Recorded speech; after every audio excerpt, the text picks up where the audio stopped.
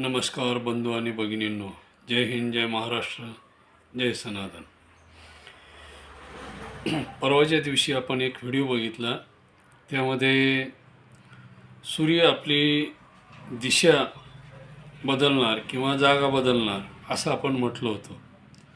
तसेच पृथ्वीसुद्धा आपला काही अंश अक्ष बदलणार आहे. म्हणजे पृथ्वीची फिरण्याची जी स्थिती आहे तिच्यामध्ये बदल होणार आहे. तर पूर्वीच्या काळामध्ये आपले ऋषीमुनी हे सूर्याला 9 वाजेच्या आतमध्ये स्नान करून अर्घ्य द्यायचे. अर्घ्य द्यायचे म्हणजे काय करायचे, एखाद्या तांब्याच्या पात्रामध्ये, धातूमध्ये, ज्याला आपण कलश म्हणतो, त्याच्यामध्ये पाणी घ्यायचे आणि स्नान करून सूर्याला अर्घ्य द्यायचे. अर्घ्य द्यायचे म्हणजे सूर्याची 12 नावं, 84 नावं जसे ज्यांना पाठ असतील किंवा मग गायत्री मंत्राचा उच्चार करायचे. आता काय आहे की गायत्री मंत्राचे काही नियम आहेत. जसे संध्याकाळी ते घेऊ नये. आता भरपूर जणांचं म्हणणं आहे, कर्मकांड करणाऱ्या लोकांचं, की स्त्रियांनी ते म्हणू नये, आणखी बाकी लोकांनी म्हणू नये, अशा बऱ्याचशा गोष्टी आहेत. परंतु जे गुलशन कुमार आहे यांनी गायत्री मंत्र सर्वसामान्य घरापर्यंत पोहोचवलेला आहे आणि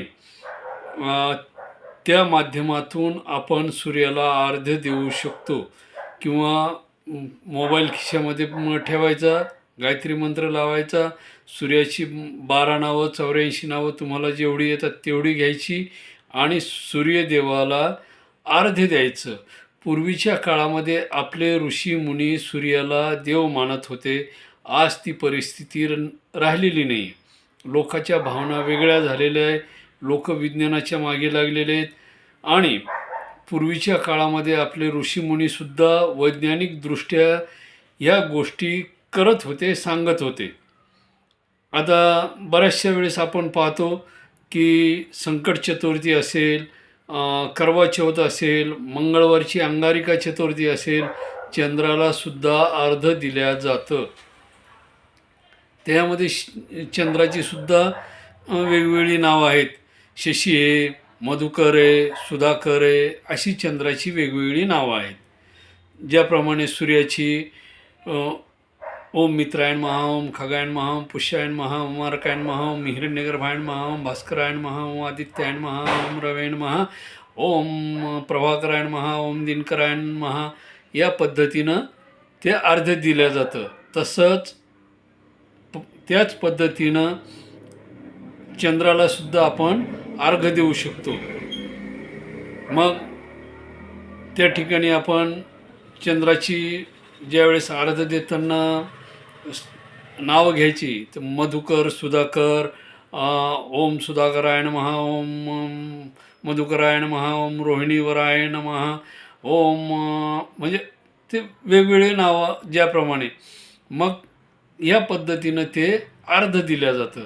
आता अर्घ्य देण्यासाठी प्रत्येक वेळेस हे वेगवेगळे स्वरूप आहे. काही जण त्याच्यामध्ये हळदी कुंकू, गुलाल, अक्षदा, आणखी जे काळे तिळ असतील वगैरे असे टाकूनसुद्धा अर्घ्य दिलं जातं. आणि जर समजा आपल्याकडं काहीच उपलब्ध नसेल तरी त्या अर्घ्याचं महत्त्व, अर्घ्य देण्याचं महत्त्व, पाणी देण्याचं महत्त्व, जल देण्याचं महत्त्व काय, की सकाळची सूर्याची जी कवळे ऊन असतात, 6 ते 9 वाजेच्या आतमध्ये जी कवळं ऊन असतं, ते अर्घ्य देताना सूर्याकडं बघायचं आणि ते बघत असताना ती किरणं आपल्या डोळ्यावरती आली पाहिजेत किंवा मस्तकावरती त्या किरणाचा एकत्रीकरण झालं पाहिजे. त्यामुळे काय होतं की आपल्या शरीरामध्ये, म्हणजे ज्याला आपण पॉझिटिव्ह एनर्जी म्हणतो इंग्रजीमध्ये, सकारात्मक ऊर्जा ज्याला म्हटलं जातं, ती त्या ठिकाणी एकत्रित साठवली जाते. आणि याच ऊर्जेचा फायदा मनुष्याला जीवनामध्ये होतो. आता तुम्ही म्हणाल, तुम्ही काही सांगता, ज्यावेळेस माणसाच्या शरीरामधून डी जीवनसत्व कमी होतं त्यावेळेस डॉक्टर सांगतो तुम्ही कोवळं ऊन घ्या.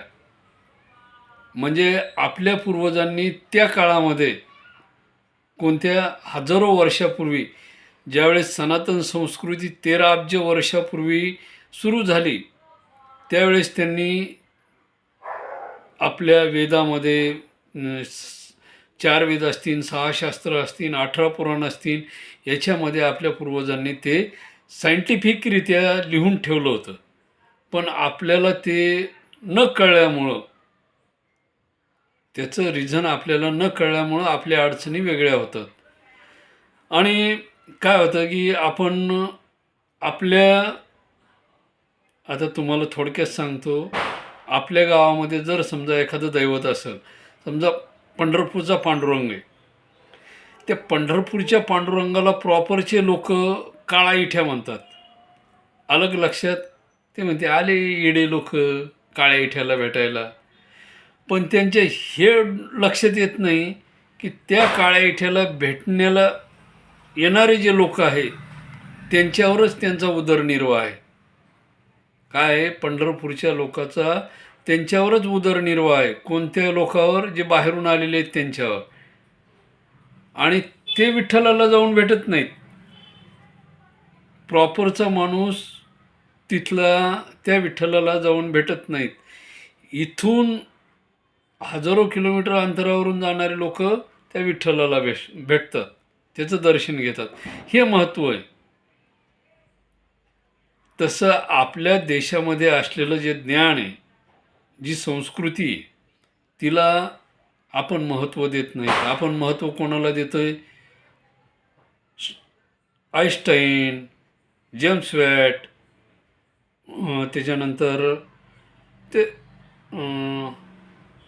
केपलर, असे जे शास्त्रज्ञ आहेत, यांना आपण, एडिसन, यांना आपण महत्त्व देतो. आपल्याकडं जे लोक आहेत, ज्यांनी जे संशोधन केलं, ज्यांनी जे ज्ञान समाजाला दिलं, त्याचा आपण दुरुपयोग करत आहोत.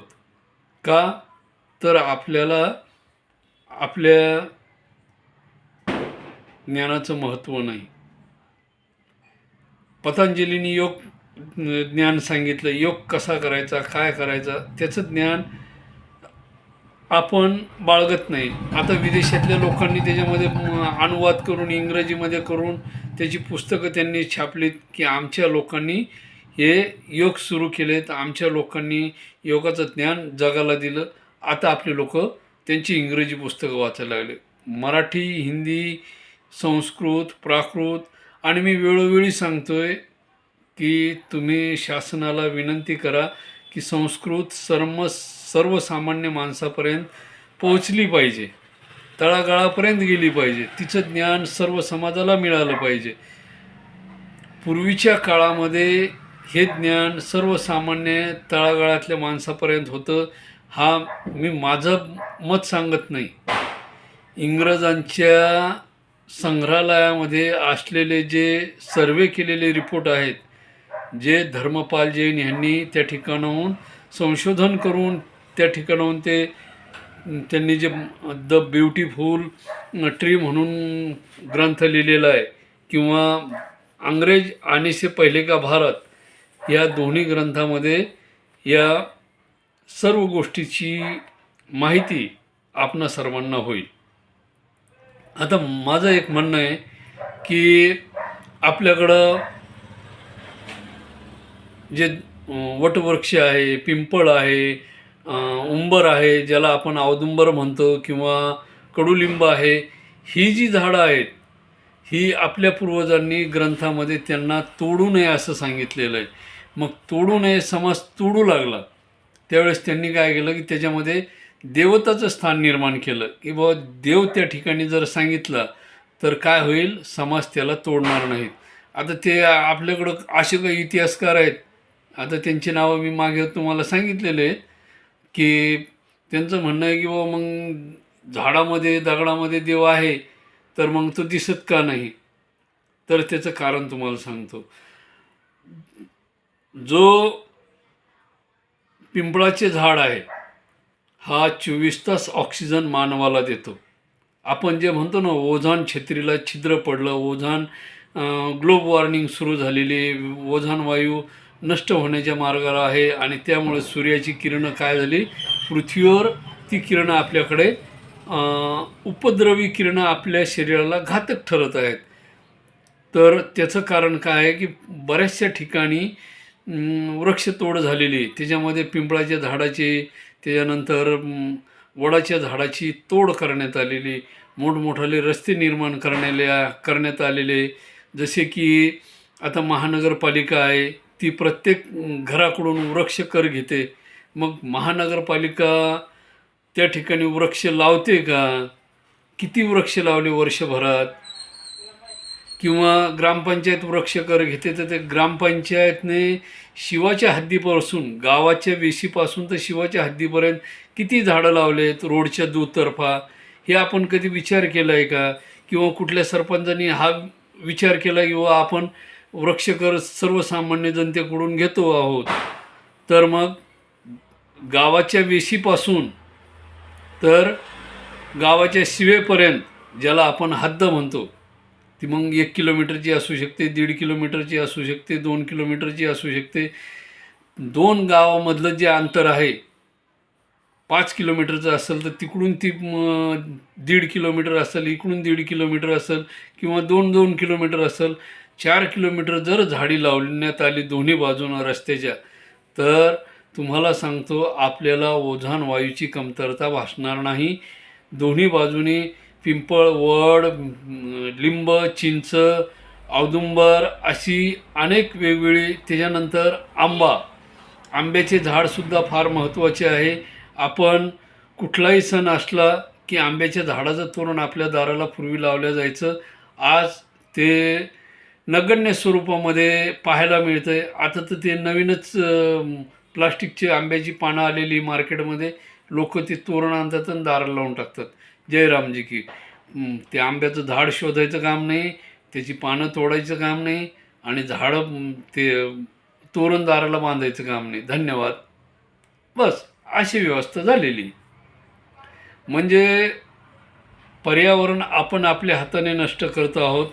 शहराचा विस्तार झालेला आहे, मोठमोठ्या इमारती निर्माण झालेल्या आहेत, आणि महापालिकेने, ग्रामपंचायतीने, जी नगरपरिषद असन, या सर्वांनी प्रत्येकाने आपापल्या शहराच्या हिशोबाने वनीकरण करणे आवश्यक आहे. वृक्ष लागवड करणं अत्यावश्यक आहे. आणि मी तर असं म्हणेन, ज्या ग्रामपंचायतीच्या गावाच्या वेशीपासून तर गावाच्या शिवेपर्यंत जर झाड नसेल, तर तिथल्या व्यक्तीला सरपंच म्हणून निवडणुकीला उभंच राहता यावं नाही, असं शासनाने काहीतरी कायदा करायला पाहिजे. म्हणजे ज्या महानगरपालिकेमध्ये झाडाची संख्या कमी असेल घराच्या संख्येपेक्षा, त्या ठिकाणचा महापौर पद हे वगळण्यात यायला पाहिजे. जो नगरसेवक जास्त झाडं लावेल त्याला मतदान न करता बिनविरोध निवडून द्यायला पाहिजे. आलं का लक्षात? जो नगरसेवक जास्त झाडं लावेल, नुसते लावून उपयोग नाही, जगले सुद्धा पाहिजे. ज्याच्या दारात आहे त्या व्यक्तीला ते झाड जगवायची जबाबदारी त्या नगरसेवकांनी त्या घरावाल्याला द्यायला पाहिजे. समजा माझ्या घरासमोर नगरसेवकांनी झाड लावले 3, तर ते 3 झाडं जगवायचं काम माझं आहे, या हेतूनं ती झाडं लावण्यात यायला पाहिजे. आणि जो नगरसेवक जास्त झाडं लावेल, जास्त सुविधा शहरामध्ये निर्माण करेल, सर्वसामान्य माणसाच्या अडीअडचणी समजून घेईन, अशाच नगरसेवकाला नगरसेवक म्हणून बिनविरोध निवडून द्यायला पाहिजे. जेणेकरून विकास होणं गरजेचं आहे ना. तुम्ही मोठमोठ्या इमारती महानगरपालिकेमध्ये बांधतायत, सगळं करतायत, आणि आजच्या घडीला शहरामध्ये झाडाचा लवलेश नाही. जो बिल्डर मोठमोठ्या बिल्डिंगा बांधतो 4-4 मजली, 10-10 मजली, त्याच्या परिसरात झाड असेल तरच त्या बिल्डिंगला बांधायला परवानगी देण्यात यावी.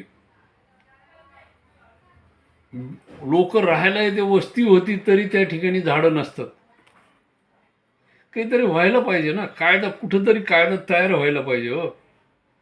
आणि त्यामुळेच पृथ्वीचं संतुलन हे नष्ट होत चाललेलं आहे. मोठमोठाले डोंगर भुईसपाट करण्यात आलेले आहेत. त्याच्यामधून सिमेंट तयार करण्यात येते त्या दगडापासून. त्या डोंगरामधून निघणारं जे सिमेंट आहे, मुरूम आहे, तो मुरूम रोडसाठी वापरला जातो, घराच्या भरतीसाठी वापरला जातो. विशेषतः त्या ठिकाणी निघणाऱ्या दगडापासून सिमेंट बनवल्या जातं, खडी बनवल्या जाते, जी बांधकामामध्ये उपयोगी येते, रोडमध्ये उपयोगी येते. प्रत्येक घर खडीशिवाय तयार होत नाही. मग हे जे भुईसपाट झालेले डोंगर आहेत, यामुळे पृथ्वीचं संतुलन बिघडत चाललेलं आहे. ती एका बाजूला क्लांडायला लागलेली. मागच्या व्हिडिओमध्ये मी तुम्हाला सांगितलं आहे की गुजरातमध्ये कधी काळी 250 किलोमीटर पाणी सरकलं होतं. आताही तीच परिस्थिती निर्माण होण्याच्या मार्गावर आहे. आणि किमान येणाऱ्या भविष्यकाळामध्ये परत एकदा समुद्र आपली मर्यादा ओलांडणार आहे. ती फक्त भारतापुरतीच मर्यादित नाही, तर जागतिक लेवलला सुद्धा त्याचा परिणाम या जागतिक लेवलला होणार आहे. पूर्णच्या पूर्ण समुद्र, जेवढे समुद्र असतील, पॅसिफिक असो, हिंद महासागर असो, बंगालचा उपसागर असो, त्याच्यानंतर अंटार्क्टिक महासागर असो, भूमध्य समुद्र असो, लाल समुद्र असो, हे सर्वच्या सर्व समुद्र आपापली पातळी सोडणार आहेत. आणि त्यामुळे काय होईल की बऱ्याचशा ठिकाणी जलप्रलय येण्याची शक्यता आहे, सुनामी येण्याची शक्यता आहे. आणि याला कारणीभूत मानव आहे. आपण बघत असाल की सध्या महाराष्ट्रामध्ये शेतं पाण्यामध्ये डुबलीत, पिकं वाहून गेलीत, तरीसुद्धा आजच्या घडीला जमिनीमधून उष्णता बाहेर पडते. त्याचं कारण आहे वृक्षतोड. असं वाटतं की आपण उन्हाळ्यामध्ये बसलेलो आहेत, उन्हाळ्याचे दिवस जगत आहोत. सध्याची परिस्थिती अशी झालेली आहे की 5 महिने पाऊस लगातार होऊन गेलेला आहे. आता 6वा महिना सुरू झालेला आहे, नोव्हेंबर, आणि काल परवासुद्धा पाऊस पडलेला आहे. म्हणजे 6 महिने पावसाळा, 6 महिने हिवाळा आणि 6 महिने उन्हाळा. म्हणजे किती महिने वाढलेत विचार करा. पहिले 12 महिने होते, आता 6 महिने अचानक वाढ होती. म्हणजे ही मानवाच्या चुकीमुळे झालेली परिवर्तन म्हणता येईल, बदल म्हणता येईल. आणि हा बदल मानवी जीवनासाठी आणि सर्व सजीवासाठी घातक असा ठरणार आहे. आज पंखा आणि AC लावल्याशिवाय बसण्याची शक्यताच नाही. कंटिन्यू 24 तास पंखा चालू ठेवा वाटायला लागला आहे. आणि घरात जर AC असेल तर AC लावल्याशिवाय सर्वसामान्य माणसाची तर परिस्थितीच अवघड आहे. म्हणजे मोठाले लोक आहेत, त्यांच्या घरामध्ये कंपल्सरी AC चालू असणार हे निश्चित आहे. मग ह्या ACची हीट, गॅसची हीट सध्या जागतिक लेवलला इराण, त्याच्यानंतर रशिया, युक्रेन, इस्रायल, गाझा या ठिकाणी झालेले जे युद्धाचे परिणाम आहेत, त्याचासुद्धा परिणाम या पृथ्वीवर होऊ शकतो आणि झालेला पण असेल. म्हणजे हा जो प्रकार आहे हा मानवाच्या चुकीमुळे आहे. आणि सूर्य त्याची जागा बदलतोय किंवा पृथ्वी स्वतःची जागा बदलते, याला कारणीभूत आपण स्वतःच आहोत. पृथ्वीनं आपली जागा बदलली म्हणजे सूर्य आपोआपच स्वतःची जागा बदलेल हे निश्चित आहे. काय होतं, समोर एक व्यक्ती सरळ उभा आहे, स्ट्रेट, तो हललेला नाही. परंतु आपण जर समजा जागा बदलली तर निश्चितपणे काय होऊ शकतं की आपल्याला ती व्यक्ती हलल्यासारखी दिसेल, जागा बदलल्यासारखी दिसेल. तसाच प्रकार या ठिकाणी आहे. पृथ्वीने आपले जागा बदलली म्हणजेच सूर्याने सुद्धा आपली जागा बदललेली आहे असं म्हणायला हरकत नाही. बरं, सूर्य हा माणसाच्या जीवनाशी निगडीत आहे. आता भरपूर जणांचं म्हणणं आहे सूर्याचा आणि माणसाचा काय संबंध आहे. सूर्य ज्यावेळेस आपली किरणं पृथ्वीवर टाकतो, 8 सेकंद लागतात सूर्यापासून पृथ्वीपर्यंत किरणं यायला. ती 8 सेकंदाची कोवळी किरणं मानवी शरीरासाठी अत्यावश्यक आहेत. शेतामध्ये असलेल्या पिकासाठी अत्यावश्यक आहे. तर सूर्यापासून तयार होणारं वनस्पती जे आहे, जे धान्य बनवते, जे अन्न बनवते, ते अन्न मानवाच्या, सजीवाच्या, इतर प्राणी असतील, गाय, म्हैस, बैल, घोडा, गाढव, या प्राण्यांना सुद्धा त्या अन्नाची आवश्यकता आहे. मानव फक्त स्वतःचाच विचार करायला लागला. आम्ही मंगळावर जाणार, आम्ही शुक्रावर जाणार, आम्ही गुरुच्या टायटन ग्रहावर जाणार, आम्ही शनीच्या ग्रहावर जाणार, वगैरे वगैरे वगैरे. म्हणजे मानव फक्त काय करायला लागला, स्वतःचा स्वार्थ पाहायला लागला, बाकीच्या जीवजंतूचा विचार करायला तयार नाही.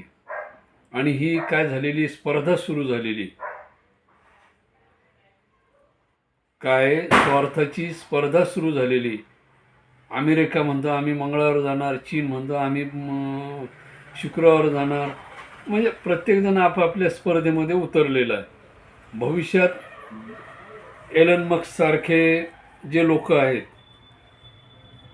हे प्रायव्हेट लोकसुद्धा या अंतराळ क्षेत्रामध्ये उतरलेले आहेत. आणि त्यांनाही असं वाटतं की आम्ही काहीतरी नवीन करावं, कुठल्या तरी उपग्रहावर जाऊन राहावं, तिथं मानवी वस्ती निर्माण करावी, त्या ठिकाणी राहायला हरकत नाही, वगैरे गोष्टी. परंतु स्वतःबरोबर इतर जीवाची काळजी घेणं हे महत्त्वाचा भाग आहे. आणि ज्याप्रमाणे आपण नित्यनेमाने, आता उत्तर प्रदेशमध्ये छटपूजा केली जाते. ती छटपूजा कशाची केली जाते? गंगा मैया म्हणजे जलप्रवाहाची आणि सूर्यदेवतेची, अस्ताला चाललेल्या सूर्यास्ताला जलाचं अर्घ देणे म्हणजेच सूर्यपूजा आणि गंगापूजा, याला काय म्हटलेलं आहे? छटपूजा. मग हे एवढे लोक भारताच्या कान्याकोपऱ्यातून परत बिहारला, उत्तर प्रदेशला जाऊन ती छटपूजेचा कार्यक्रम करतात. ते का वेडे आहेत का? त्यांना कधी काळी आपल्या पूर्वजांनी सांगितले ते परंपरागत करतायत की नाही? आपण विज्ञानाच्या मागे जायला पाहिजे, हे ठीक आहे. विज्ञान हे आजच्या काळाची गरज आहे, हेही ठीक आहे. परंतु आपल्या ग्रंथाचं अध्ययन करताना त्याच्यामध्ये वैज्ञानिक दृष्टिकोन काय सांगितलेला आहे हे बघायला पाहिजे ना. महादेवाला बेल प्रिय आहे, तर तो बेल वाहण्यामागचा हेतू काय? महादेवाचं महत्त्व काय? ते बेलच का व्हावं, इतर झाड का नाही? नागिनीचं पान खाल्ल्यावर माणसाच्या शरीरातील रक्त शुद्ध होतं, माणसामध्ये सकारात्मक ऊर्जा निर्माण होते, एनर्जी पॉवर निर्माण होतो, असं पूर्वीच्या काळामध्ये आपल्या संशोधकांनी म्हणजेच ऋषीमुनींनी सांगितलेलं आहे. ते आपल्याला पटत नाही. आपण विज्ञानाच्या मागं जायला हरकत नाही, हे खरं आहे. परंतु त्याचबरोबर आपले ग्रंथसंपदा जगायला पाहिजे, टिकवायला पाहिजे. म्हणूनच मी नेहमी सांगत असतो की इतिहासाची विखुरलेली पाने एकत्र करणे ही आपली संस्कृती जपणे हा सर्वात मोठा ठेवा आहे. आता एक महत्त्वाचा विषय असा आहे की एक विषय असा निघतो की बरेचसे लोकांचं म्हणणं असं आहे की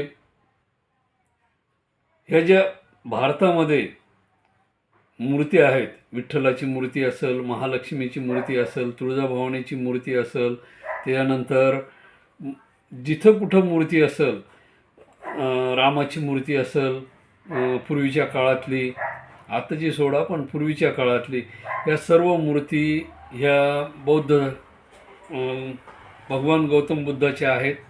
आणि मी ते मानायला तयार आहे की भगवान गौतम बुद्धाच्या त्या मूर्ती आहेत आणि त्यात काही वावगं नाही. परंतु आता इथे एक वाद नवीन सुरू झालेला आहे की हिंदू लोकांनी, ब्राह्मण समाजाने त्या हस्तगत केल्या, बळजबरीने ताब्यात घेतल्या आणि त्यांना हिंदुत्व सनातनी हिंदू या अंतर्गत त्यांचं पूजन चालू आहे.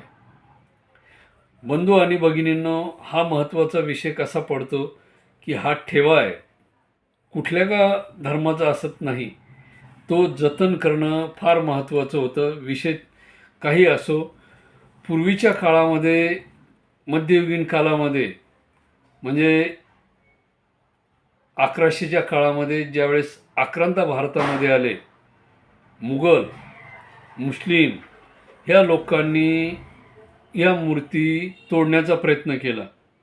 आणि त्या तोडण्याचा प्रयत्न करत असताना ज्यावेळेस बौद्ध धर्माचा अस्त होण्याची वेळ आली, त्यावेळेस हे लोक नेमके भारतामध्ये शिरले आणि त्यांनी काय करायला सुरुवात केली की ज्या ज्या मूर्ती दिसतील त्या त्या फोडून टाकायला सुरुवात केली होती. आणि त्याच वेळेस हिंदू समाजाने, हिंदू धर्माने त्या मूर्त्या काही लपवून ठेवल्या, काही मातीमध्ये दाबल्या आणि त्या संरक्षित अशा केल्या. तुळजा मातेची मूर्ती आपण इतिहासामध्ये ऐकलं असेल की ती फोडण्याचा प्रयत्न करण्यात आला होता. विठ्ठलाची मूर्ती फोडण्याचा प्रयत्न करण्यात आला होता. सोमनाथ मंदिर तोडण्यात आलं होतं. अशा अनेक गोष्टी त्या काळामध्ये घडल्या. आणि जो जतन केलेला ठेवा आहे तो कोणाचा असो, आज जतन केलेला आहे. हिंदूंनी जरी आपलं वर्चस्व दाखवलं आहे, आज बौद्ध समाजातील भरपूर बांधव त्या मंदिरामध्ये दर्शन घेऊन येऊ शकतात. अडचण ती नाही. मी मागच एका व्हिडिओमध्ये सांगितलं, ईश्वर हा आपण ज्या दृष्टीने पाहू त्या दृष्टीनं तो असू शकतो. मला जर समजा पांडुरंगाच्या स्वरूपामध्ये पाहायचं असेल तर पांडुरंगाच्या स्वरूपात दिसेल. मला तो भगवान गौतम बुद्धाच्या स्वरूपामध्ये पाहायचा असेल तर मला तो भगवान गौतम बुद्धाच्या स्वरूपामध्ये दिसेल. तुळजामाता ही मला तुळजाभवानीच्या स्वरूपामध्ये पाहायची असेल ती तुळजाभवानीच्या स्वरूपामध्ये दिसेल. मला ती महामाया मातेच्या स्वरूपामध्ये बघायची असेल तर मला माता महामायाच्या स्वरूपामध्ये दिसेल. म्हणजे ही आपण आपली भावना, आज मूर्त्या टिकून आहेत, जगून आहेत, तो ठेवा कायम आहेत, याचा आनंद माना. माझा म्हणण्याचा उद्देश हा आहे की समाधानी राहा. मी असं म्हणत नाही की त्यांनी त्याच्यावर सत्ता गाजवतायत म्हणजे त्या हिंदूच्या झाल्या किंवा तुम्ही हक्क सांगतायत म्हणून त्या तुमच्या झाल्या. ठेवा जतन केला हा महत्त्वाचा भाग आहे. आपण पाहिलं असेल ज्यावेळेस अफगाणिस्तानमध्ये तालिबानी सत्ता आक्रमण झालं त्यावेळेस 52 फुटाची भगवान गौतम बुद्धाची मूर्ती फोडण्यात आली, नष्ट करण्यात आली. त्या ठिकाणी कोणता हिंदू गेला होता, कोणता ब्राह्मण गेला होता? म्हणजे काय असतं की आपण आपल्या ठेव्याला जतन करतो आहोत, तो ठेवा सांभाळतो आहोत, हा महत्त्वाचा भाग आहे. आणि हाच ठेवा कायम जतन करण्यात यावा हा माझा उद्देश आहे. मी दर्शनासाठी असा विचार करत नाही की हे गौतम बुद्धाचं मंदिर आहे, हा जैन धर्माचे भगवान महावीर यांची मूर्ती आहे किंवा विठ्ठल पांडुरंग आहे किंवा शेंद्राचा मारुती आहे, असा कुठलाही विचार करत नाही मी. आमच्या भारतीय संस्कृतींनी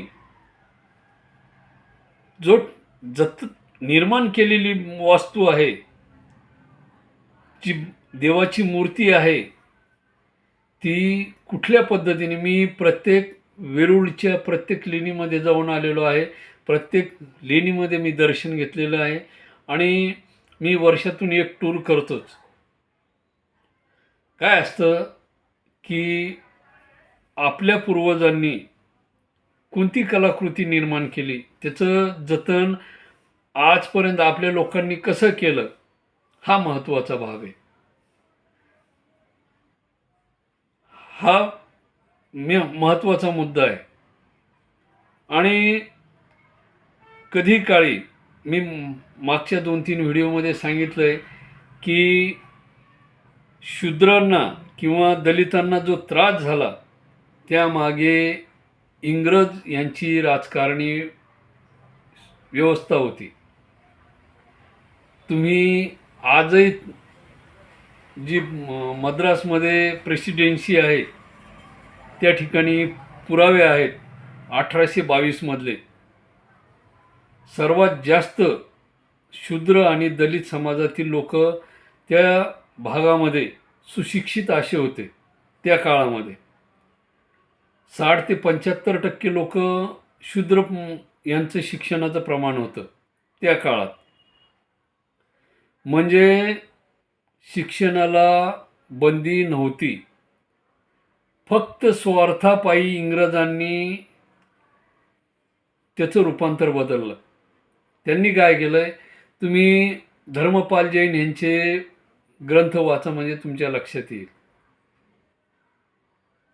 काय आहे की बऱ्याचशा आपल्या ग्रंथामध्ये खूप मोठे बदल करण्यात आले. काही ठिकाणी ज्यावेळेस इंग्रज जसे भारतामध्ये पाय पसरायला लागले, त्यांनी उच्च सुशिक्षित म्हणजे जे कर्मठ ब्राह्मण समाज होता त्यांना आपल्या जवळीक केलं. तुम्ही आणि आम्ही एकच आहोत आणि तुम्ही काय करा, आमच्या बरोबरीने राहा. तुम्ही उच्च दर्जाचे, आम्ही उच्च दर्जाचे आणि शूद्र हे खालच्या दर्जाचे, असा त्यांनी भेदभाव तिथून सुरू केला 1822 नंतर. आणि तिथूनच पायाभरणी सुरू झाली. आणि त्यांनी काय केलं की त्या पायाभरणीला खतपाणी देत देत देत आजपर्यंत. आणि आपलं दुर्दैव म्हणता येईल की ते जो सर्वे झाला होता 1822च्या काळामध्ये किंवा त्याच्या अगोदर जो 16व्या शतकामध्ये छत्रपती शिवाजी महाराजांच्या काळात जो सर्वे झाला इंग्रजांनी केला, ती सर्वेची कागदपत्रे महामानव डॉक्टर बाबासाहेब आंबेडकर यांच्या हाती न लागल्यामुळे आज आपण जाती भेदभाव वगैरे प्रकार हे आज आपल्या डोक्यामध्ये इंग्रजांनी घालून दिलेली आजतगायत रुजलेली आहेत. पूर्वीच्या काळामध्ये फक्त वर्ण प्रकार होता आणि प्रत्येकाला शिक्षणाचा हक्क होता. त्या काळामध्ये स्त्रियांना सुद्धा शिक्षणाचा हक्क होता. नोंदी आहेत, मी माझ्या पदरचं सांगत नाही, त्या काळामधल्या नोंदीसुद्धा आहेत. आणि ह्यात नोंदी वगैरे सगळं पाहायला तुम्हाला धर्मपाल जैन यांच्या द ब्युटिफुल ट्री यामध्ये आणि अंग्रेज भारत आने से पहिले का इतिहास ह्या पुस्तकामध्ये पाहायला भेटेल. तुम्ही ती पुस्तकं वाचा, आपल्या ग्रंथाचं अध्ययन करा, वाचा. त्यातून तुम्हाला समाधान नक्कीच मिळणार. आणि हा जातीवादाचा भेदभाव आजच्या घडीला काही राजकारणी घेत आहेत, जो भविष्यात, मी आज सांगत नाही, भविष्यात परत एकदा परकीय सत्तेचे आक्रमण भारतावर होणार हे निश्चित. हा जर भेदभाव मिटला नाही तर मग तुम्ही विचार करा की आपल्याला ती विठ्ठलाच्या मूर्तीमध्ये भगवान गौतम बुद्ध पाहायचे की हक्क गाजवायचा आहे, जतन झालेला ठेवाय, फक्त आपण डोळ्यांनी पाहायचं, समाधान करायचं, दर्शन घ्यायचं. ठीक आहे, आज त्या मूर्तीचा अभिषेक होतो, पूजन होतं, देव मानल्या जातं, हरकत नाही, पण ठेवा जतन आहे.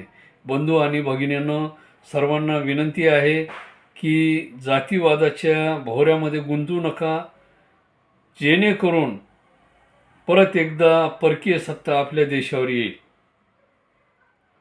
आणि प्रत्येकजण जातीवादाच्या या भोवऱ्यातून बाहेर पडणं गरजेचं आहे. हा व्हिडिओ ज्या कोणी बघेल त्यांनी विचार करा, शांततेनं विचार करा आणि विचार करून मग निर्णय घ्या. हक्क कोणी कोणाच्या मालकीचा सांगायचा आहे. माझं म्हणणं एवढंच आहे, ते विठ्ठल मानतात हरकत नाही, आपणही जायचं मंदिरामध्ये, आपणही भगवान गौतम बुद्ध म्हणून दर्शन घ्यायचं, काहीच अडचण नाही. तुम्ही फक्त दृष्टी ठेवा की आपण काय म्हणून बघायला लागलो, काहीच हरकत नाही. आपल्या देवाचं रक्षण झालंय, केलंय सर्वांनी मिळून. आणि तुम्ही छत्रपती शिवराय यांचा इतिहास बघा. सर्व समाजाने मराठा मावळा म्हणूनच लढलेले आहेत. तिथं जातीभेद नव्हता, तिथं जातीचा उल्लेख नाही. जातीचा भेद कधी सुरू झाला? इंग्रजाच्या काळापासून. या गोऱ्या चमडीवाल्यांनी सर्वात मोठा धोका भारतीयांना दिला. तुम्ही इतिहासाची मागची पानं चाळा, त्या ब्रिटिश संग्रहालयामध्ये जाऊन ते जे सर्वे झालेली रिपोर्ट आहेत ती रिपोर्ट चाळा, त्याचं संशोधन करा आणि मग निर्णय घ्या. मी सांगतोय म्हणून नाही, कारण हा त्यांनी लिहिलेला रिपोर्ट आहे, भारतात काय होतंय ते. आणि त्याच्याच आधारे श्रीमान धर्मपाल जैन यांनी या 2 ग्रंथाचा लिखाण केलेले आहे. यांनी फक्त ब्रिटिश रिपोर्टवरच नाही, फ्रेंच, पोर्तुगाल, स्पॅनिश आणि इटालियन या सर्व ज्या ज्या ठिकाणी लोक या भारतामध्ये येऊन गेलेत त्या ठिकाणच्या रिपोर्टच्या आधारे त्यांनी हे ग्रंथाचं लिखाण केलेलं आहे. जय हिंद, जय भारत, जय सनातन. बंधू आणि भगिनींनो, धन्यवाद.